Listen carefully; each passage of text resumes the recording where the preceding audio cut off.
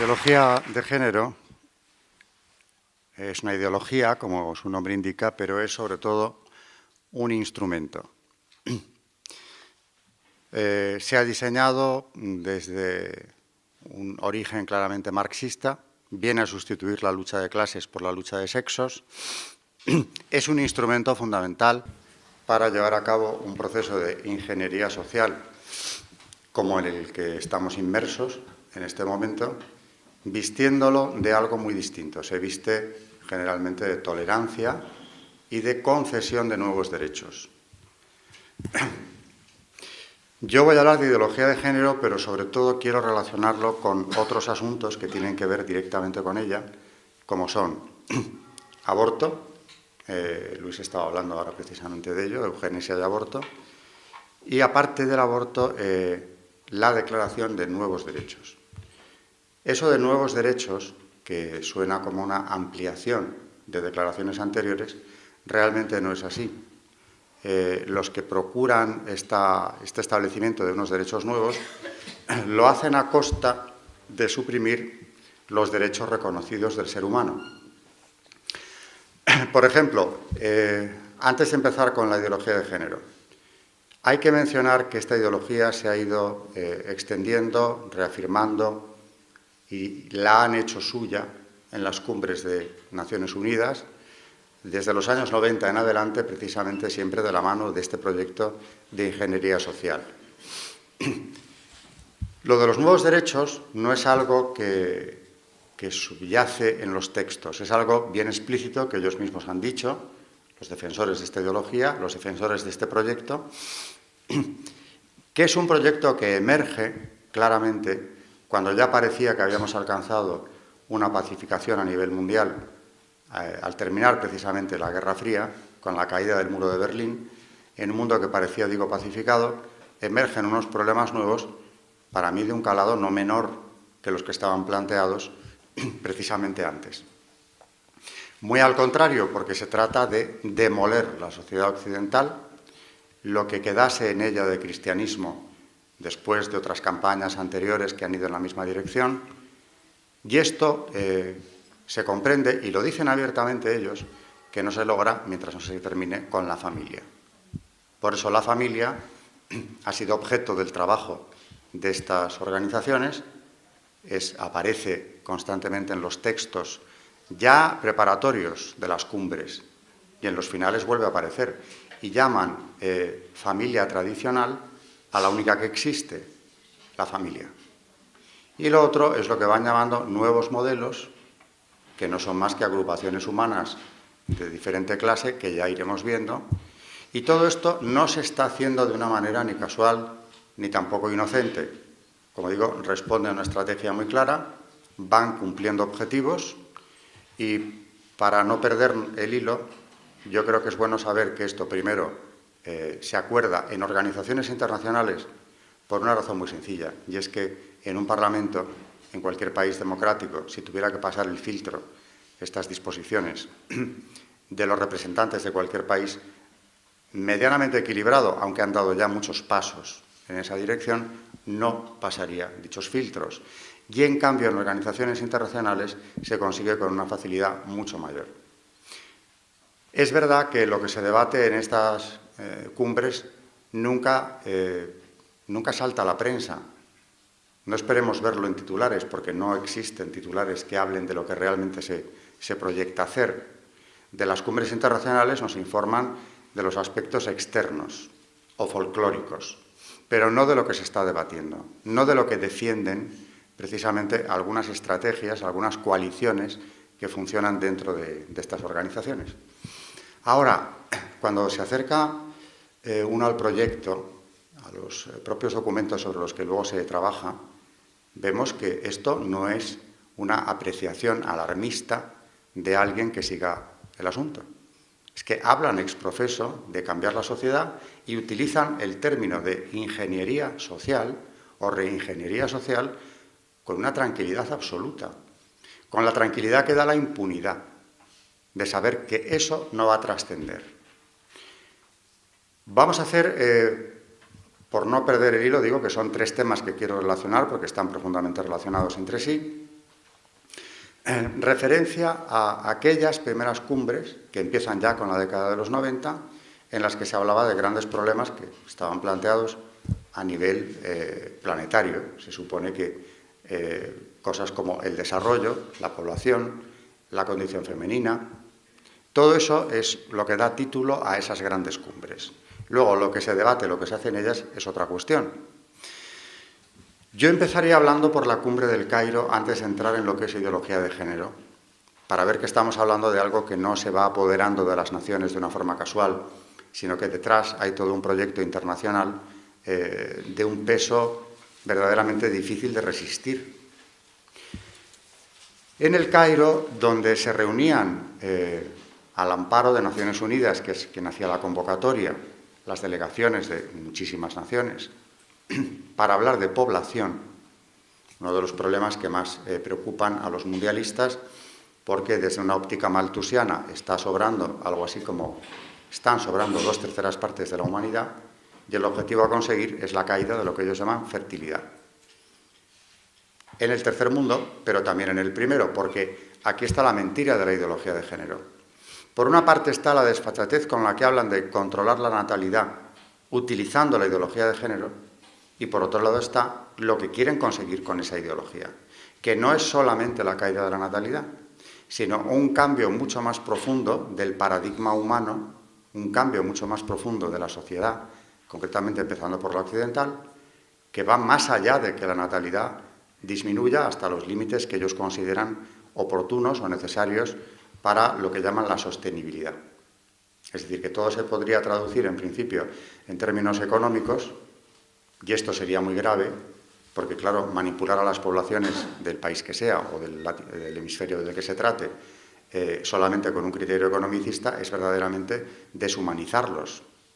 Pero siendo grave eso, es mucho más grave lo que está en juego, que es la puesta en marcha de un sistema realmente totalitario, con invasión total de la esfera privada.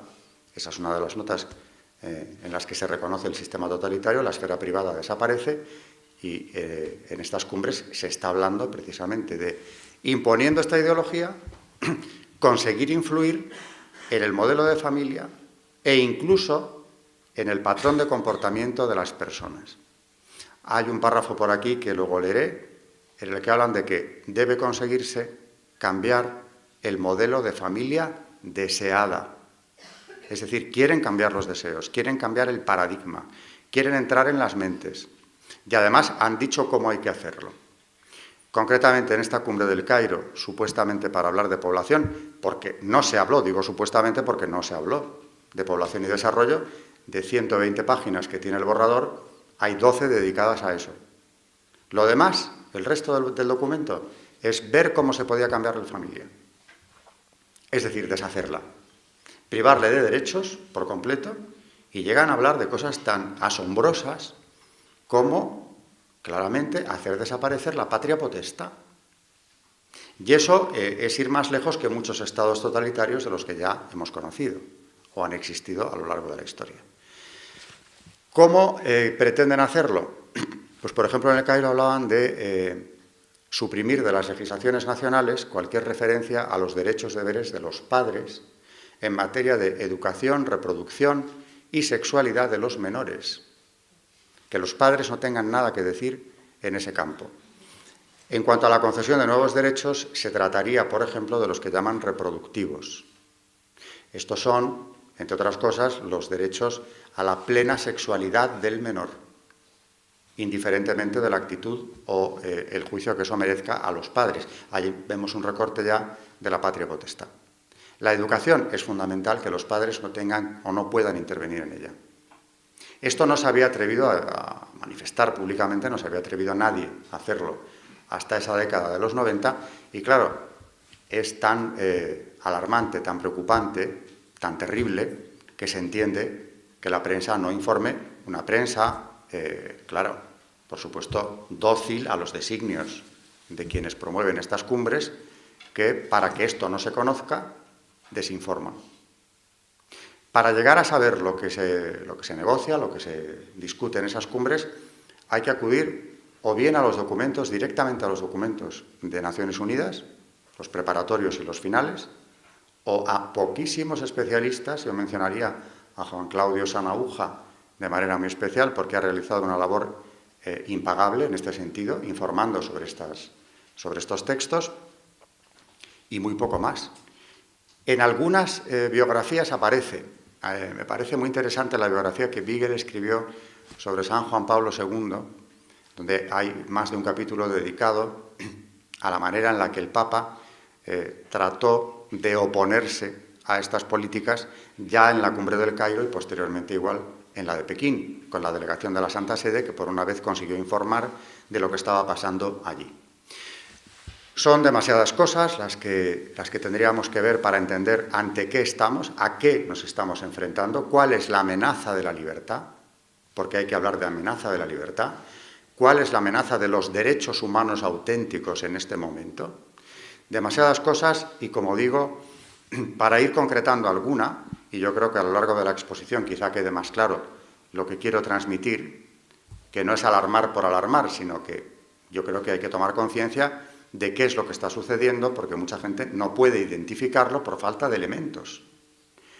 Hablando con unas personas hace poco, me decían que captaban que había algo perverso en muchas leyes, que eran injustas por definición, contra la naturaleza humana, captaban la maldad de muchas leyes, de muchas políticas a nivel internacional, pero no sabían darle un sentido, no sabían dónde todo eso se unía para poder identificar cuál es el plan. Por eso digo que quizá con datos consigamos saber un poco más a dónde nos quieren llevar, qué pasos han dado para ello y en qué punto nos encontramos ahora. Ideología de género, yo lo quiero enfocar, lo he dicho a última hora, se me ha ocurrido hoy mismo, con estas otras dos cuestiones. Aborto y lo que se llama la Declaración de los Nuevos Derechos, que es la negación de los derechos humanos. La Iglesia es el escollo, el único escollo que existe actualmente para la imposición de esta ideología a un nivel mundial. Todavía queda, por supuesto, naturalmente, incluso en estas organizaciones, mentes sanas que se oponen y por eso no han conseguido que esto, que es nada más que una declaración de intenciones o unas líneas de actuación que puede establecer Naciones Unidas, no han conseguido que se traduzcan en legislaciones concretas, salvo en algunos casos. Por ejemplo, antes de continuar, lo han conseguido, por ejemplo, en España, digo, con Rodríguez Zapatero, cuando aprobó la ampliación del aborto, haciendo que las menores pudieran abortar sin conocimiento de los padres. Lo que estaba aplicando era una directriz, precisamente, de ideología de género puro, que es el Tratado de los Comités de Naciones Unidas, los Comités de Derechos Humanos de Naciones Unidas, que en Ginebra, en 2001, establecen, no era la primera vez, solo que aquí ya lo firman, un párrafo que dice más o menos, porque lo cito de memoria: hay que eliminar de las legislaciones nacionales toda referencia a los derechos deberes de los padres en materia de educación, reproducción y sexualidad del menor. Lo cual son muy conscientes de que naturalmente alarmaría, alertaría, descubriría una estrategia y por eso, insisto, no sale en prensa. Eso que se firmó en Ginebra es lo que aplicó 3 años después Rodríguez Zapatero cuando amplía su ley del aborto y todo el mundo piensa que era como una locura, un hecho aislado de un gobernante occidental, pero tenía una cobertura internacional ya en aquel momento. No la invocó, por supuesto, no habló de este acuerdo, pero estaba ahí. Caso necesario, existe y tenemos un punto de referencia. Digo que la Iglesia es el único escollo porque, aparte de otras personas equilibradas y otras delegaciones que en estas cumbres se han opuesto, naturalmente, a estas políticas, la voz que se oye, la única voz que se oye hace ya tiempo en contra de la ideología de género, sigue siendo la de la Iglesia. Lo que ha motivado que algún personaje público como Hillary Clinton haya pedido ya públicamente que se silencie la voz de la Iglesia por lo dañina que resulta. Luego hablaré también de esta señora porque tiene mucho que ver con ideología de género, políticas abortistas, etc. Centrando el debate, la ideología de género es un tema del que se han ocupado los últimos papas, por supuesto, cuando se ha ido imponiendo para denunciarlo. como lo que es. Por ejemplo, Benedicto XVI, en el año 2012, en diciembre, cuando se dirige a la curia romana, precisamente una parte sustancial de ese mensaje de diciembre, de aquel año donde hace un balance precisamente del año, es la ideología de género. He extractado algunas de las frases de Benedicto XVI en este documento, en aquel discurso. Partimos de una autoconstrucción que en sí conlleva una rebelión diabólica contra lo que uno es. Porque la frase, el punto de arranque, que siempre se toma como referencia, es la afirmación de Simone de Beauvoir de que no se nace mujer, se llega a serlo. Es decir, te hacen serlo. Es algo cultural, es una construcción cultural que por eso mismo se puede destruir. Igual que se construye, se quita. Y cada uno decide libremente lo que quiera ser. Bueno, lo que se ha aprobado en la Comunidad de Madrid hace muy pocos días, que lo que establece precisamente es eso. Cada uno puede establecer libremente su sexo, independientemente por completo de la biología. No depende de Dios ni de la naturaleza. Es el deseo de cada persona lo que le convierte en algo distinto a su sexo, en el otro sexo. Es una autoconstrucción absoluta. Y se ha luchado porque eso se reconozca como un derecho, un supuesto derecho humano, que naturalmente ha sido utilizado, como vamos a ver ahora, para transformar la familia. Decía en 2012 Benedicto XVI, si hasta ahora habíamos visto como causa de la crisis de la familia un malentendido de la esencia de la libertad humana, ahora se ve claro que aquí está en juego la visión del ser mismo, de lo que significa realmente ser hombres.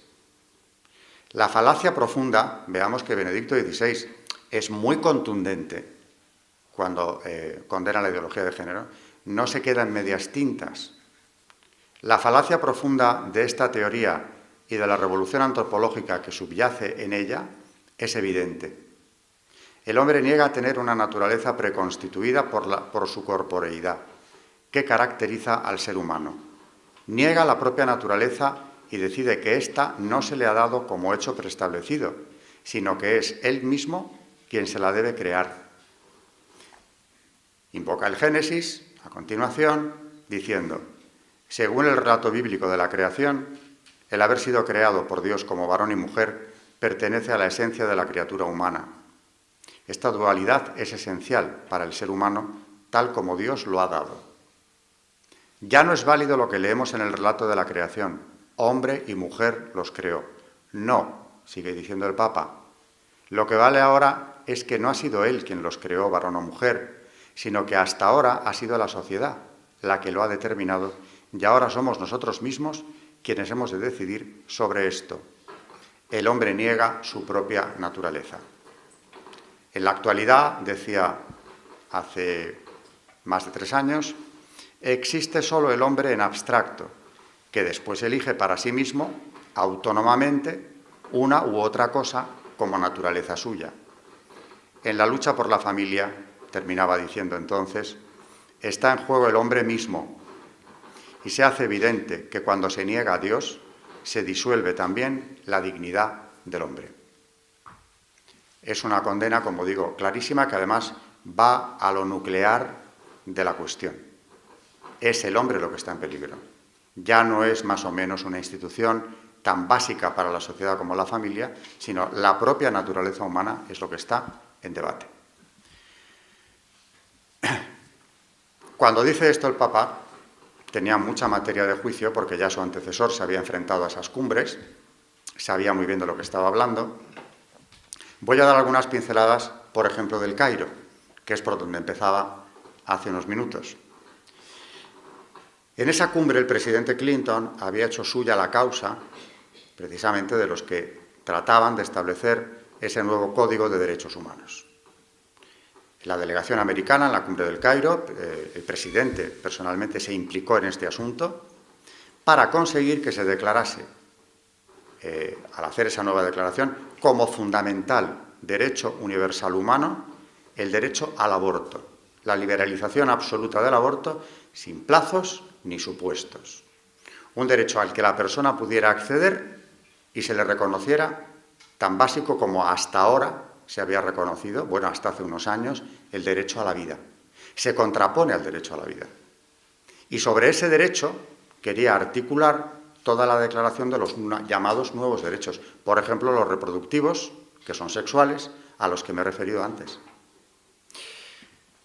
Sabiendo esto, en vísperas de aquello, de esa convocatoria, ya el Papa envió una delegación a la comisión preliminar, que presidía, por cierto, y este dato es importante, un personaje que era el representante de Ghana, el doctor Fred Said, que casualmente era el presidente de Planned Parenthood, la mayor central abortista de los Estados Unidos, un gran negocio de la familia Rockefeller, por cierto, que presidía nada menos que el personaje que había sido nombrado secretario para la cumbre de población del Cairo. Eso no aparecía tampoco en prensa, pero es un dato objetivo. Naturalmente, ya en la comisión preliminar, el propio presidente torpedeó la acción de la Santa Sede cuanto pudo, escarneciendo a los representantes incluso de la Santa Sede, públicamente también, y como luego además no solo presidía la comisión preliminar, sino que tenía que presidir la propia conferencia del Cairo, podemos imaginar cómo moderó el debate. En esa ocasión, quien llevaba la batuta, la ofensiva, ¿no?, por los nuevos derechos, por la legalización del aborto, digo que era precisamente la Comisión Americana, abierta y claramente. En cambio, como ahí fracasó el proyecto de borrador, fracasó, el Papa hizo una campaña previa demoledora. En sus discursos en la Plaza de San Pedro habló durante varias semanas, 10 días seguidos, sobre la vida, el derecho a la vida, sobre familia y matrimonio, en fin, sobre todo lo que se quería destruir en esa conferencia del Cairo, porque, como dije antes, aparte de los nuevos derechos, de lo que más se hablaba allí es de cómo se podía deshacer la familia, crear un nuevo modelo de familia. Es verdad que en aquel momento muchos países, muchas delegaciones del tercer mundo se sintieron implicadas en esto porque comprendían que a los primeros que les iban a restringir la natalidad, la familia, los derechos fundamentales, era a ellos. Pero como eso es así, es a ellos a quienes se les quiere limitar en principio, luego hablaré sobre esto un poco más. Se opusieron, pero era una oposición sin grandes posibilidades de éxito ni de futuro, porque Naciones Unidas actúa de esa manera, condicionan frecuentemente las ayudas materiales al hecho de que estas naciones pobres acepten estas políticas antinatalistas, es decir, esterilizaciones masivas y, por supuesto, aborto libre, que ya se ocupan estas organizaciones internacionales de llevarlo gratuitamente allí. De manera que esa era una resistencia que no podía durar. Y en la siguiente cumbre, que fue la de Pekín, evidentemente el tercer mundo brilló por su ausencia en la defensa de estos derechos. Ahora, como esto es una estrategia que claramente se ve, se organiza previamente, en la siguiente cumbre, 95, un año más tarde, ya no era la delegación americana la que llevaba la iniciativa.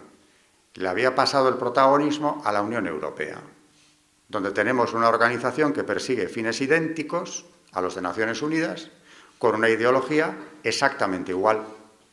Pero claro, ya se había gastado demasiado el presidente Clinton y su administración y la delegación americana. Le tocaba el turno a los aliados europeos, que forman en el 95 una coalición de todas las naciones de la Unión Europea, con algunos países más que se adhirieron para dar una impresión más universal, por ejemplo Canadá o Sudáfrica, que también entró en la coalición.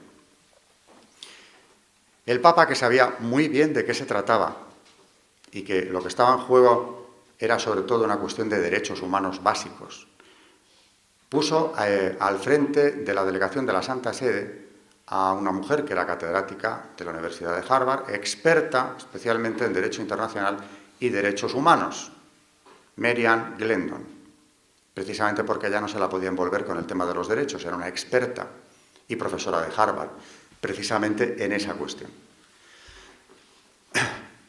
Cuando la delegación estaba a punto de irse a Pekín en septiembre del 95, el Papa, que había vuelto a hablar en vísperas de la cumbre de vida, matrimonio, familia, públicamente, creando un ambiente naturalmente favorable a la defensa de todas estas cuestiones, de los derechos humanos auténticos, Se reunió con la señora Glendon y con Navarro Valls, que también estaba en la delegación, que tenía que ir a Pekín, muy preocupado 2 días antes de que se fueran, y dijo simplemente, con una visión sobrenatural, claro, como siempre de las cosas, hay que rezar más. Y únicamente les dio una directriz. Si algo no va bien, buscad refugio en el pueblo. Frase críptica que tenían que desentrañar estas 2 personas, llegado el caso. Que algo no iba a ir bien era evidente en una cumbre como aquella. ¿Pero a qué se refería el Papa? Tardaron unos días en descubrirlo. ¿Cuántos? Pues los que llevó simplemente empezar las reuniones, y 48 horas más tarde descubre la delegación de la Santa Sede que de lo que se trataba allí era de recuperar la agenda que había fracasado en el Cairo. Exactamente la misma. La destrucción de la familia, la imposición de los nuevos derechos, naturalmente la liberalización del aborto, era la agenda exacta. Era la agenda de Clinton, que volvía ahora a Pekín con unos defensores supuestamente diferentes. Entendiendo que el gran peligro de estas cumbres es la desinformación, algo por lo que he empezado yo ahora, Navarro Valls y la señora Glendon decidieron que la frase del Papa se podía muy bien interpretar en el siguiente sentido.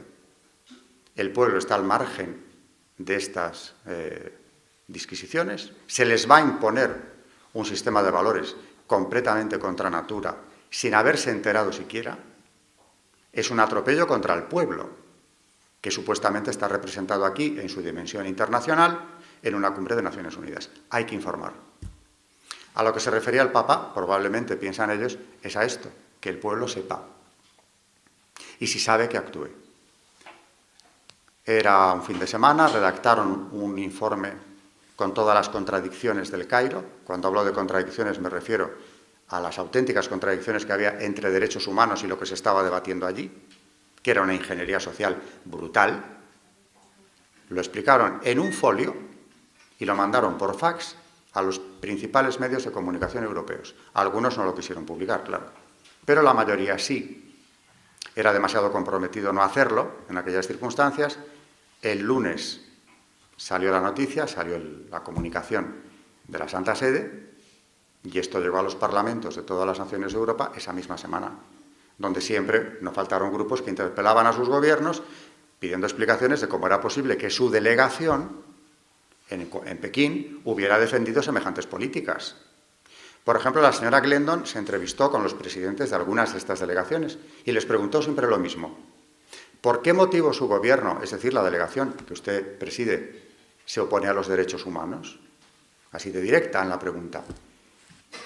Y lo que la respondían generalmente era no saber por qué. ¿No lo sabían aquellas delegaciones o estaban obedeciendo estrategias que ciegamente se les imponían desde los gobiernos europeos? Fuera lo que fuese, la gente no se estaba enterando. Con lo cual, esta publicación, por segunda vez consecutiva, la publicación de esta nota, consiguió bloquear de nuevo la agenda de Pekín, que era la del Cairo. Pero claro, sería subestimar la tenacidad de quienes quieren poner en marcha estas políticas el pensar que ya con eso la derrota era definitiva, ni mucho menos. Vamos a ver en sucesivas cumbres qué es lo que se fue debatiendo y con qué tranquilidad hablan en ellas de eso que hemos bautizado, nosotros no ellos, ingeniería social. Pekín fue en el 95, fracasó en el sentido que ya he dicho. Un año más tarde, no hay que preocuparse, siempre hay otra oportunidad, se celebra la cumbre que se llamó Conferencia Habitat II, Estambul, 1996. Y allí, el secretario de esta nueva cumbre internacional, que buscaba objetivos idénticos a los de antes, dice abiertamente, en el borrador, que lo que se busca con esta cumbre es el cambio en el estilo de vida. La frase no es nueva. Lo del cambio en el estilo de vida ya estaba en el Cairo, ya estaba en Pekín, en los borradores. ¿A qué se refiere? Un cambio en el sistema de valores, un cambio en la familia, que es la destrucción de la misma. Y su reemplazo por las nuevas formas de familia. Ya vamos concretando. O sea, que cambiar el estilo de vida significa implantar unas nuevas formas de familia. Todo menos la familia. Otras cosas, por determinar. Afirmando que se trataba de un verdadero proceso, lo decía él, de ingeniería social. Estoy hablando del señor Wally N'Doul, que era el secretario de la cumbre Habitat II. Lo mismo admitió, por aquella misma época, Adrienne Germain, que era la presidenta de la Coalición Internacional para la Salud de la Mujer y miembro de la Agencia Internacional Sueca para la Cooperación y el Desarrollo. Había formado parte de la delegación americana en las cumbres del Cairo y Pekín, y ahora afirmaba, o confesaba, no sé cómo calificar el comentario, dirigidos por los Estados Unidos desde los años 50, la cosa venía de atrás, se formaron profesionales en población para controlar el crecimiento de la población en los países en desarrollo de Asia, África y Latinoamérica. El objetivo es reducir la alta tasa de fertilidad. La Agenda del Cairo, se refería a la ya pasada Cumbre del Cairo, se enfoca hacia una amplia reingeniería social. Y lo llaman bien, porque es ingeniería. Hay un plan previo, se ponen los medios, se consigue el objetivo. ¿Qué es en este caso? Seres humanos, personas, sociedades humanas que quedan transformadas y, por supuesto, desarticuladas para ninguna defensa posterior.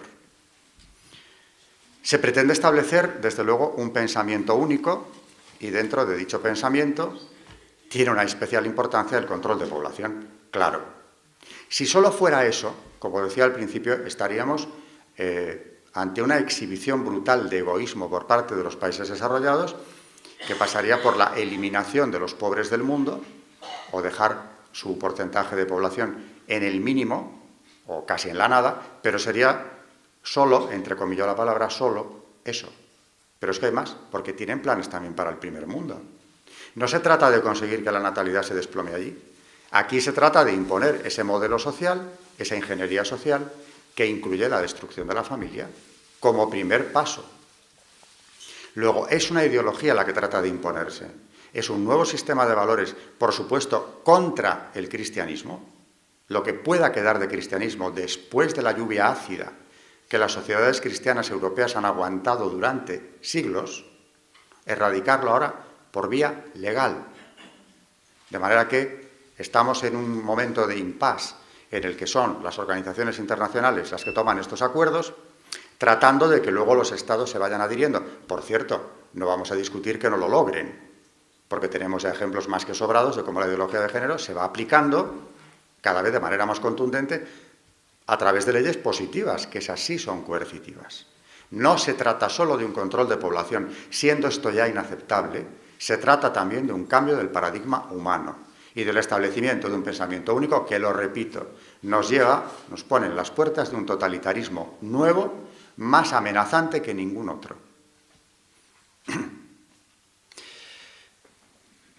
Había precedentes, porque ya en el 92, es decir, incluso antes del Cairo, en otra cumbre parecida celebrada en Viena, la División para el Avance de la Mujer, otra de las agencias de Naciones Unidas, que se reunía allí con el Fondo de Naciones Unidas para la Población, decidía que había que implantar programas de planificación familiar, dirigidas, siempre lo mismo, a reducir la fertilidad. Y aquí viene la frase a la que yo me refería hace unos minutos, una de las más fuertes para mí de todo lo que yo he tenido ocasión de ver. Se deberán cambiar los roles de género en orden a reducir la fertilidad, con toda la desfachatez. O sea que, ¿hasta dónde defienden unos supuestos nuevos derechos o los introducen para conseguir un objetivo concreto? Son muy conscientes de que cambiando el rol, el papel que desempeña el hombre y la mujer en la sociedad desde que existe la humanidad, se reduce la fertilidad. Claro, igual que implantando eso que llaman el nuevo tipo de familia, se reduce también. En el 91, en Suiza, habían redactado ya unos principios para vivir de manera sostenible. Era un programa de Naciones Unidas para el medio ambiente, con la colaboración del Fondo Mundial para la Naturaleza.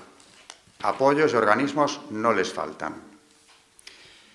En Viena, volviendo a Viena, en el 92, es donde se había establecido lo de los roles de género, que, como digo, tiene un precedente en Suiza. Los principios para la vida sostenible también eran del 91, es decir, que toda la década de los 90 está surcada por estas estrategias internacionales. Y en estos principios, para vivir de manera sostenible de Suiza del 91, se dice: deberá crearse una nueva organización mundial con el cometido de vigilar la observancia de esta ética mundial nueva. Vigilar. Un organismo que vigile la observancia de la ética. Claro que la ética, tal y como la entienden, lo más amenazante que hay aquí es que no es inmutable. El primer presidente de la UNESCO, ya en el 48, porque como digo, hay que buscar referentes anteriores, ya escribió, Julian Huxley: nada hay inmutable ni eterno en ética. Depende de los consensos. No hay ley natural.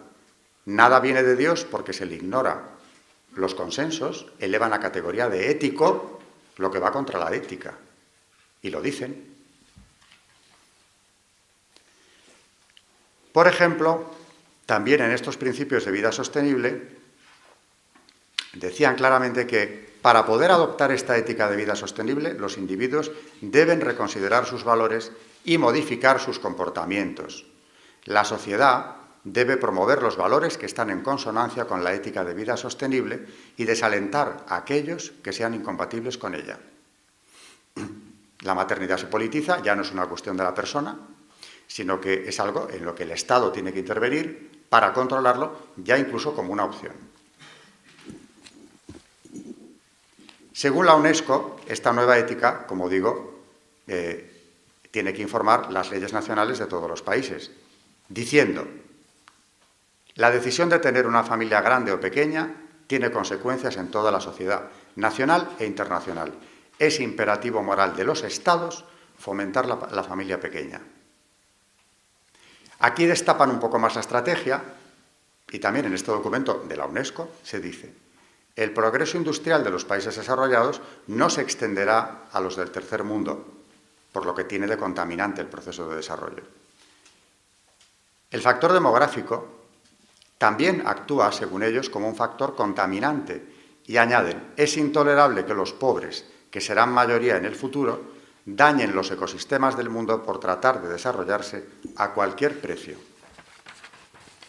¿Cómo se va a publicar en prensa un texto como este? Ya sabemos por qué no se publican.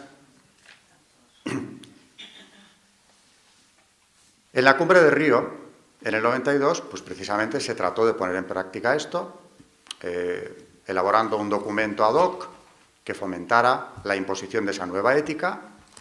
Se redacta una agenda precisamente para conseguir esto. De ahí nacerá la Carta de la Tierra, que es un documento que establece una religión panteísta realmente incompatible con el cristianismo, cuyo redactor, uno de los principales, Mikhail Gorbachev, en declaraciones a un medio de comunicación, decía por entonces: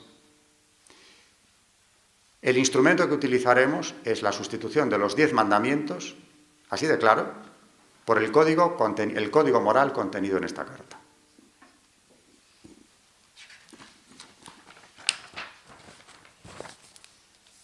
En cuanto al panteísmo que subyace en la Carta de la Tierra, que ha sido ya venerada, porque a veces caen en situaciones tan esperpénticas como llevarla en procesión dentro de lo que llaman Arca de la Esperanza, que es un remedio del Arca de la Alianza, decorada con escenas panteístas. Ha ido por procesión, en procesión por Nueva York, fue llevada a la cumbre de Johannesburgo para que, como decía el presidente, iluminara a los asistentes con su sola presencia. Es una divinización de la Carta, por supuesto. Y decía también, estas palabras de Gorbachev son interesantes: necesitamos encontrar un nuevo paradigma que reemplace los vagos conceptos antropológicos. Estos nuevos conceptos se deberán aplicar a la moral, a la ética, y constituirán un nuevo modo de vida. El mecanismo que usaremos será el reemplazo de los 10 mandamientos por los principios contenidos en la Carta. Este es el párrafo completo de la referencia a los 10 mandamientos. El sexo como una opción. Esto es la ideología de género.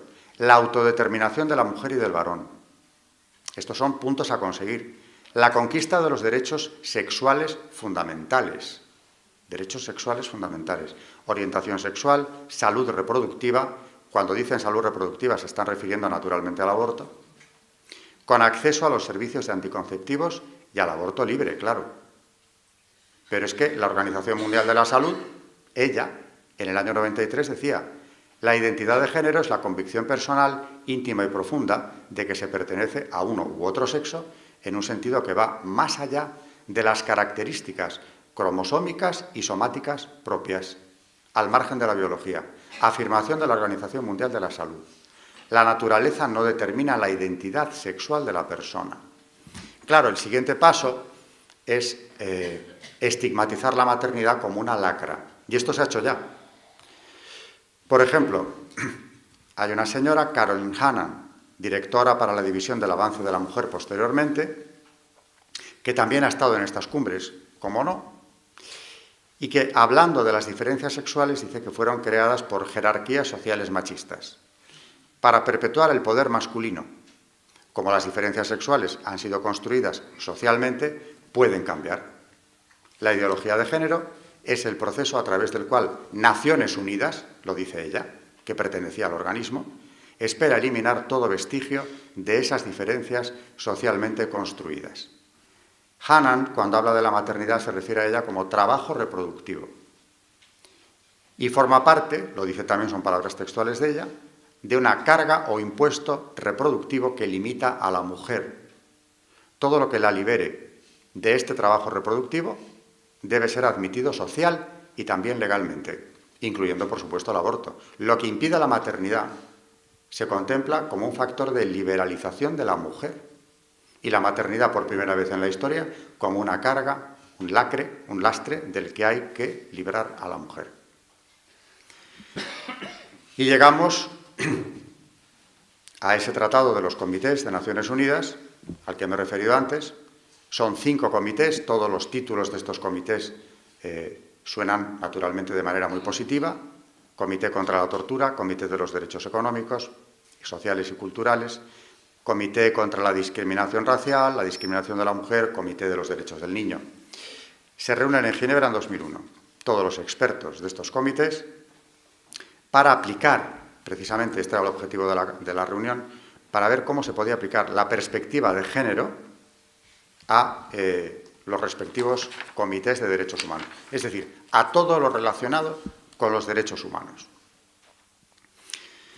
Fueron adoptadas por el Secretariado General de Naciones Unidas: derechos sexuales y reproductivos, incluyendo el aborto, de los adolescentes, como decía antes, eliminando de las legislaciones nacionales toda referencia a los derechos deberes de sus padres. Esto yo lo explico a mis alumnos en términos de que es la suspensión de la patria potestad.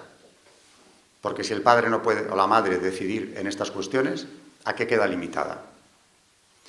La perspectiva de género, también se dice en el tratado, debe aplicarse a todas las políticas sociales, sean del tipo que sean. Alegan que los derechos humanos son evolutivos y progresivos. No son inmutables tampoco, como tampoco lo es la ética. Este Comité de los Derechos Humanos de Naciones Unidas exigió la reforma de las leyes que limitaban el derecho al aborto, entrometiéndose en la legislación de países como, en aquel tiempo, Bolivia, Ecuador, Chile, Costa Rica, Trinidad y Tobago, Argentina, Perú, Venezuela. En definitiva, era una intromisión directa en países que de momento rechazaban la legalización del aborto, con imposición desde Naciones Unidas. El Vaticano, naturalmente, ya hemos visto cómo Benedicto XVI en 2012 se posiciona de una forma clarísima. El propio Papa Francisco, muy recientemente, por esta época se cumple el año, y casualmente, en el momento en el que en su país, en la ciudad de la que fue obispo, Buenos Aires, se legislaba a favor de la ideología de género, una ley de las más duras que yo he conocido, que suspende la libertad de expresión, puesto que dice esa ley, que solo se aplica en la ciudad autónoma de Buenos Aires de momento, que todo lo que cuestione, todo aquel que cuestione la ideología de género debe ser procesado. Es constitutivo de delito expresar una opinión disconforme con la imposición de esa ideología en cualquier política. Aprovechando precisamente, porque 48 horas más tarde de esta legalización, en su patria de origen, el Papa dice, en abril, digo, se está cumpliendo el año, el 15 de abril, concretamente, lo siguiente: la diferencia entre el hombre y la mujer no es para competir o dominar, como sostiene la ideología de género, sino para que se dé esa reciprocidad necesaria para la comunión y la generación, a imagen y semejanza de Dios. Y añade: la ideología de género trata de imponerse desde los poderes públicos, la escuela y los medios de comunicación. Y también añade que ha impregnado las ideologías modernas. El ser humano no se comprende sin la relación entre hombre y mujer. Y una opinión personal con la que termina: la ideología de género es la expresión de una frustración, dice claramente, y de una resignación que tiende a cancelar la diferencia sexual, porque no sabe confrontarse con ella. Una frustración que vendría, por tanto, de una incapacidad, no otra cosa. Y apela a los intelectuales en aquella fecha para que no abandonen la exigencia de dar respuesta adecuada a la ideología de género. Que se va aplicando en las legislaciones es un hecho comprobado.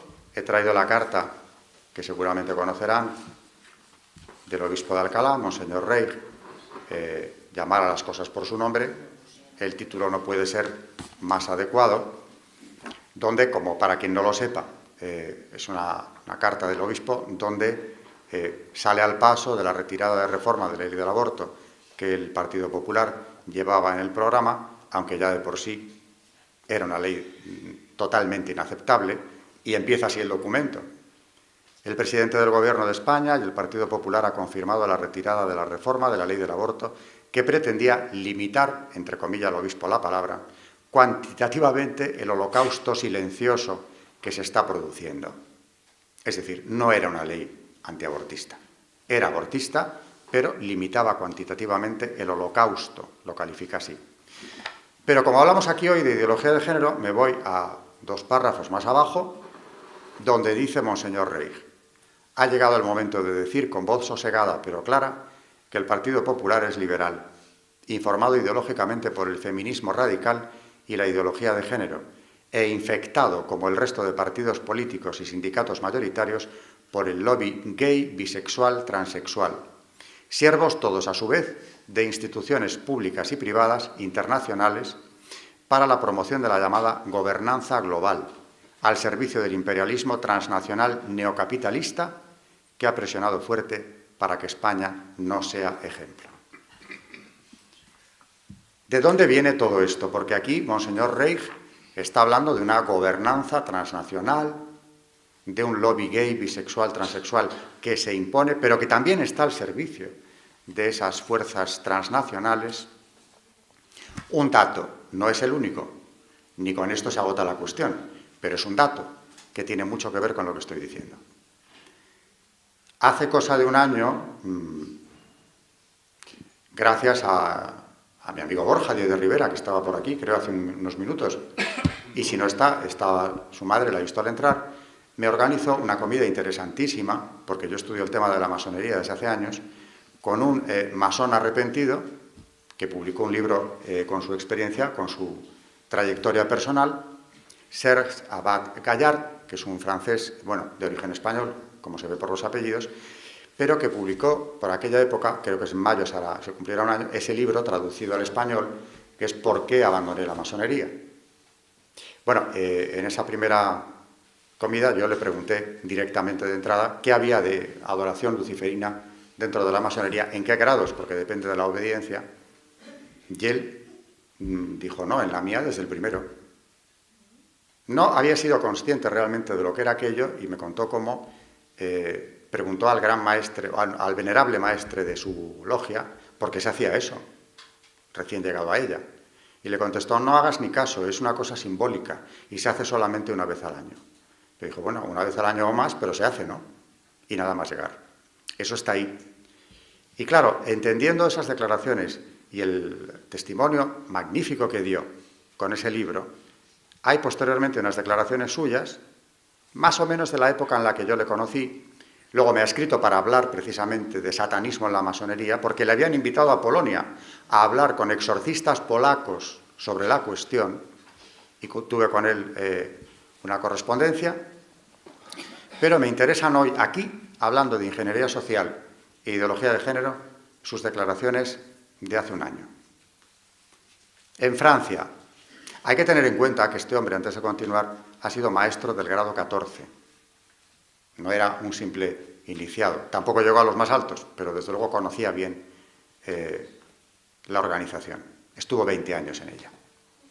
En Francia, decía, desde 2012, una mayoría de ministros son masones. Los grandes maestres del Gran Oriente del derecho humano o de la Gran Logia, es decir, de cualquier obediencia, quieren cambiar la sociedad. Y añade, leyes como el aborto, la eutanasia o el matrimonio homosexual corresponden a las ideas masónicas de emancipación del individuo, que no tiene otros referentes que él mismo, sin otro límite moral que el que él se fije. Un gran maestre de la Gran Logia de Francia, Pierre Simon, sigue diciendo, ha confesado que todas estas leyes estaban pensadas y maduradas en las logias, incluso antes de ser debatidas por los diputados.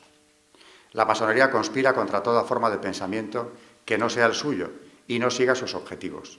La moral procede del pacto social, lo dice él, lo confirma, y no de la ley natural, querida por Dios. Hay que decir que este hombre se convirtió en un viaje a Lourdes. Por lo tanto, la ley natural para él tiene todo el significado. Sus misterios, añade, y esta frase es fuerte, los de la masonería, se pierden a veces en las fronteras del espiritismo y las misas negras, como lo recordaba en 2011 el padre Georges Morin, muerto en 2014, antiguo exorcista de la diócesis de París. Esta referencia que hace el gran maestre Pierre Simon, aquí está hablando de un médico, el gran maestre de la Gran Logia de Francia, que perteneció al equipo asesor de la ministra Simone Veil, que es precisamente quien trajo el aborto a Francia.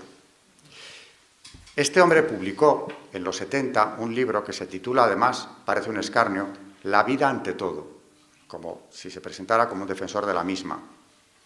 Y en ese libro afirma, es todo el concepto de la familia lo que está derrumbándose.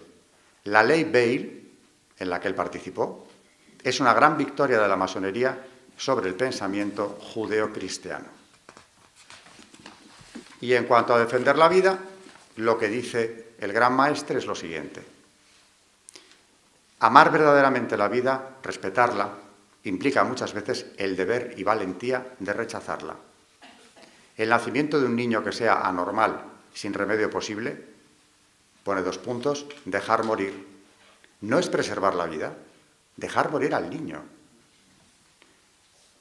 Aborto y eutanasia, según él, son un derecho y a veces incluso un deber de las personas. El libro fue retirado porque la propia masonería francesa lo hizo, entendiendo que era excesivamente explícito en cuanto a los fines y las maneras de actuar. Es todo el concepto de familia lo que está derrumbándose, decía Pierre Simon hace ya de esto bastantes años. Y en cuanto a la autonomía moral, esto que él apunta aquí de elevar al hombre a verdadera religión dentro de la masonería, José Luis Rodríguez Zapatero, que ha negado pertenecer a ella, lo ha negado explícitamente, aunque ha tenido varios ministros, aparte de sus antecedentes familiares, hizo una declaración personal en cuanto a su religiosidad en la biografía autorizada que escribió sobre él Suso de Toro, titulada Madera de Zapatero, donde dice lo siguiente: en la medida en que he ido evolucionando y madurando, creo que la religión más auténtica es el hombre. Es el ser humano el que merece adoración. Es el vértice claro del mundo, tal como se nos ha mostrado, tal como lo hemos llegado a comprender. Estamos en medio de una batalla espiritual muy clara, que viene de lejos, que no se ha improvisado en 4 días, ni siquiera en los 90 lo que toma es cuerpo, porque esto salta a las cumbres internacionales y nos encontramos con apoyos tan sorprendentes como los de todo un organismo como Naciones Unidas o sus agencias principales, que toma el relevo un año después la Unión Europea, por lo tanto estamos hablando de una realidad idéntica, y que aspira a controlar la religión cuando no suprimirla. Volviendo a Hillary Clinton, he hablado de su marido al principio. Hace un año, también por esta época, en el Lincoln Center en Nueva York, pronunció una conferencia sobre feminismo de la cual extracto la siguiente frase con la que ya voy a ir acabando. No tiene desperdicio. Aconsejo prestar atención a todo lo que dice. Los códigos profundamente enraizados, las creencias religiosas y las fobias estructurales, equiparándolo todo, han de modificarse. Los gobiernos deben emplear sus recursos coercitivos para redefinir los dogmas religiosos. Esto dicho por alguien que supuestamente encarna el modelo de una sociedad extremadamente tolerante, que, como dijo en su día María Teresa Fernández de la Vega, cuando se amplió el aborto, la ley de Zapatero, o no, cuando se legalizó el matrimonio homosexual: no quitamos derechos a nadie, se los damos a quienes no los tenían. Primero, no es verdad, porque eso no es un derecho conforme a la ley natural, pero en todo caso, claro que quitan derechos.